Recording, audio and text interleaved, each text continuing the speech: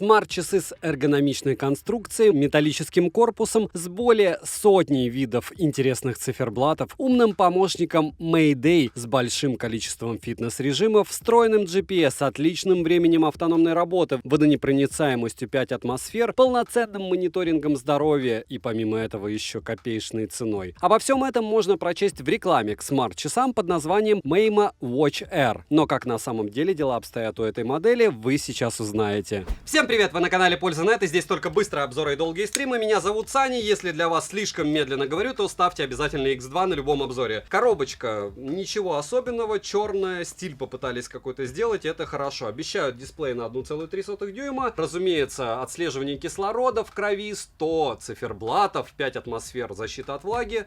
И 110 видов активности плюс, то есть их больше, плюс автономность от 10 суток. Не верю, я думаю, вы тоже, но мы проверим. И по автономности тоже.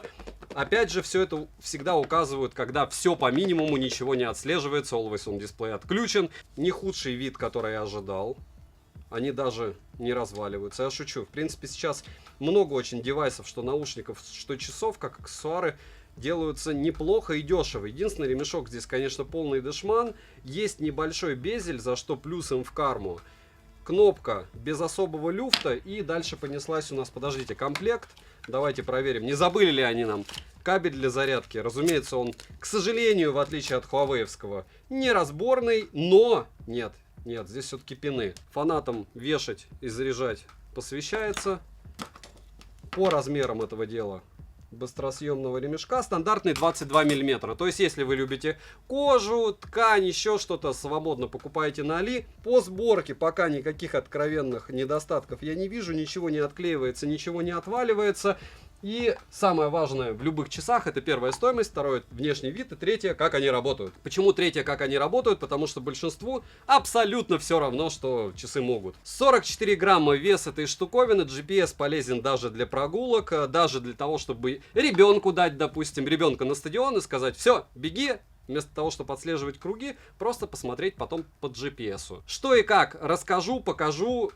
Пока нравится. Смотрим. 7 обзоров в неделю выгружаю, ежемесячно разыгрываю 5 Mi Band 6 серии. За лайк, подписку и комментарий к любому видео. Условия конкурсов, которых под конец месяца всегда много, и мои контакты в описании. В прикрепе 3 моих телеграм-канала. Первый — это скидок, там больше 60 тысяч человек. Второй — это взаимопомощи, почти 15. И третий, самый интересный, это мини-инста. Там мы делимся фотографиями с разных смартфонов, чтобы вы знали, какая лучше или какая хуже модель. Перейдем же к смарт-часам. Полетели. Поставляется данная модель в 3 расцветках корпуса. Это черная, синяя и бежевая. Дизайн интересный как самих часов, так и ремешка. Смотрятся смарт-часы хорошо, как на мужской руке, так и на женской. Ремешок выполнен из силикона, дискомфорта не доставляет. Корпус изготовлен из полиамида с добавлением 60% стекловолокна и нержавеющей стали. Сборка хорошая, как и материалы. При носке Watch Air не ощущается, спать в них комфортно. На корпусе расположили 2 контакта для зарядки и датчики мониторинга здоровья GPPG. Пульсу воздуха, как и кислород в крови, браслет не считывает, что нереально радует, учитывая его стоимость. Пульс измеряет в ручном режиме или авторежиме. Вау. А SPO2 работает в перманентном режиме только ночью. Днем нужно измерять вручную. Странное решение, но как есть. На руке измерения неплохие, но изредка встречаются неправильные результаты мониторинга. Сон мониторят хорошо, как и все фазы сна. Уровень стресса также на борту, и работает он только в ручном режиме, что хорошо. По мне, это такая еще приблуда, не особо полезная. Мы всегда в стрессе. Также на правом торце можно заметить одну физическую кнопку. С помощью нее можно перейти в меню или вернуться назад к главному экрану. Переназначить команду, разумеется, нельзя. Летим дальше. С фронтальной части находится TFT-дисплей на 1,3 дюйма с разрешением 360 на 360 пикселей. Довольно стандартно. Картинка неплохая, цвета насыщенные и четкости экрану достаточно, что удивительно. Скроллинг плавный и без рывков, но только в меню на главном экране. В настройках или различных приложениях интерфейс конкретно-таки подтормаживает. Рамка у экрана есть, и она прям заметная. Интерфейс доступен на русском языке, шрифт, как и перевод, неплохой. При прямом попадании света на экран яркости в целом достаточно, но иногда приходится вглядываться. Автояркости на борту нет. Регулировка яркости 5-ступенчатая. Время до отключения экрана максимум 20 секунд. Always on Display отсутствует, как и функция «Экран всегда включен». Не путаем с AOD. Активация экрана при поднятии запястья срабатывает стабильно хорошо. Также Также можно включить функцию пробуждения экрана двойным касанием и функция, при которой экран гаснет, если накрыть его ладонью, и это дело работает. Режим не беспокоит также на борту. По свайпам с главного экрана сверху вниз уведомления, слева направо помощник Mayday, справа налево виджеты и снизу вверх это панель быстрого доступа. В меню из интересного активность, измерение пульса и кислорода в крови, мониторинг уровня стресса и мониторинг сна, тренировки, журнал тренировок, дыхательные тренировки, мониторинг менструации, погода, музыкальный плеер для управления воспроизведенной музыкой на смартфоне. Внутрь часов, разумеется, ничего не закачать. Встроенной памяти на часах нет, так что загрузить какие-либо файлы, программы или что-то подобное на часы возможности не будет. Далее есть будильник, который можно установить прямо с браслета, фонарик, поиск телефона, секундомер и таймер с возможностью работать в фоновом режиме. Также в меню есть Bluetooth-кнопка для удаленной съемки, но у меня данная функция не работает. Будем надеяться, что с новой прошивкой допилят. В настройках помимо перечисленного выше можно включить режим энергосбережения, настроить силу вибрации